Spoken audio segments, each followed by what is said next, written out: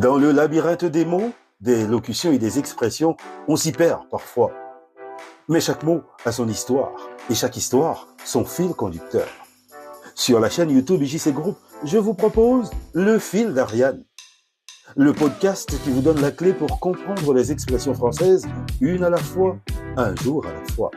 Le Fil d'Ariane, votre rendez-vous quotidien sur IJC Group.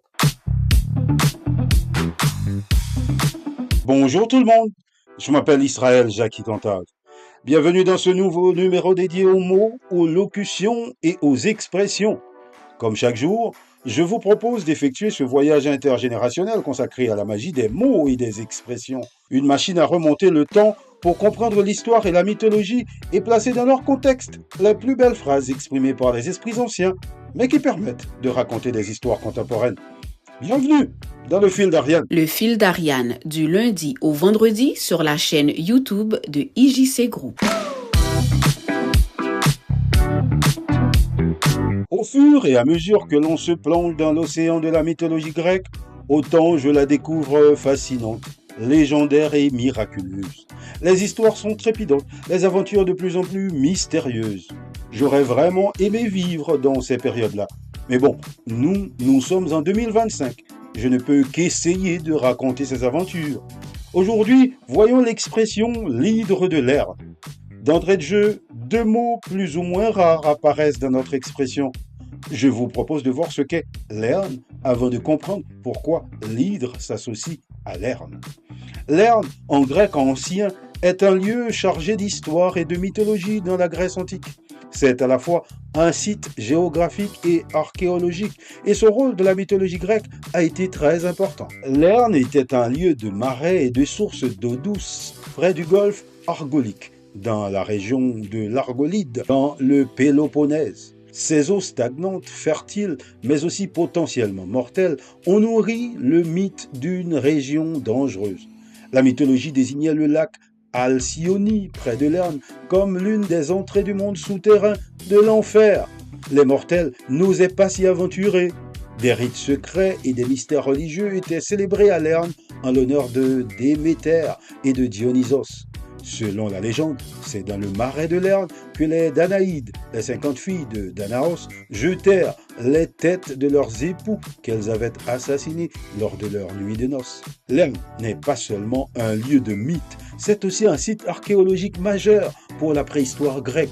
L'ancien lac marécageux a été drainé au XIXe siècle, mais le site archéologique est toujours visible et témoigne de l'importance de l'eau dans la région, d'où le nom l'Erne, potentiellement lié à l'eau. Le site de l'Erne est exceptionnel car il a été occupé de manière presque continue pendant environ 5000 ans, du néolithique jusqu'à l'époque mycénéenne, du 5e donc au 1er millénaire avant Jésus-Christ. En résumé, l'Erne, c'est à la fois le lieu du combat fondateur contre le mal régénérateur dans le mythe grec et l'un des sites préhistoriques les plus riches de Grèce. Bon, je vous entends, vous êtes en train de dire « Mais elle est où notre expression du jour ?» J'y viens les amis, un peu de patience. Parlons de l'hydre maintenant. L'hydre, H-I-D-R-E, était une créature en forme de serpent aquatique dotée de multiples têtes, souvent 9 têtes, mais les sources varient. L'hydre vivait dans les marais de l'Erne, près d'Argos. Elle était célèbre pour deux caractéristiques. Son souffle et son sang étaient vénéneux et l'une de ses têtes, appelée la tête centrale, était immortelle. Lorsque l'une de ses têtes était coupée, deux nouvelles têtes repoussaient immédiatement à sa place, rendant sa destruction extrêmement ardue. L'hydre, disons-le clairement, c'est un mal tenace, persistant et difficile, voire impossible à éradiquer car il se régénère ou s'aggrave dès qu'on tente de le combattre. Le Fil d'Ariane, votre rendez-vous quotidien. Mais l'hydre fut quand même vaincu par Hercule lors du deuxième de ses 12 travaux. Pour réussir, Hercule fut aidé par son neveu Iolaos, qui cautérisait, qui brûlait la plaie du cou à l'aide d'un tison immédiatement après qu'Hercule a coupé une tête. empêchant ainsi la régénération. Hercule coupa ensuite la tête centrale immortelle et l'enfouit sous un lourd rocher. Aujourd'hui, dans le langage courant, l'expression l'hydre de Lerne est une métaphore puissante pour décrire un problème complexe et récurrent qui, chaque fois qu'une partie est résolue, engendre de nouveaux problèmes ou d'autres complications.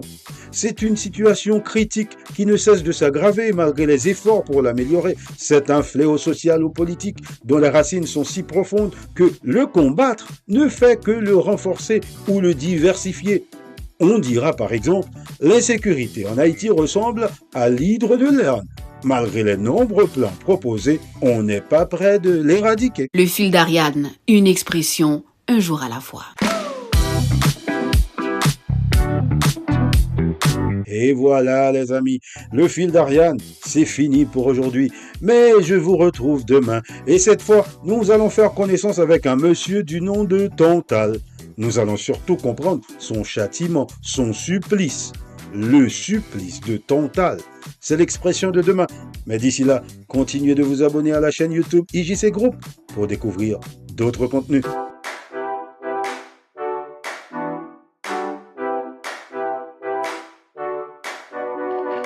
Dans le labyrinthe des mots, des locutions et des expressions, on s'y perd parfois. Mais chaque mot a son histoire et chaque histoire son fil conducteur. Sur la chaîne YouTube IJC Group, je vous propose le fil d'Ariane. Le podcast qui vous donne la clé pour comprendre les expressions françaises, une à la fois, un jour à la fois. Le fil d'Ariane, votre rendez-vous quotidien sur IJC Group.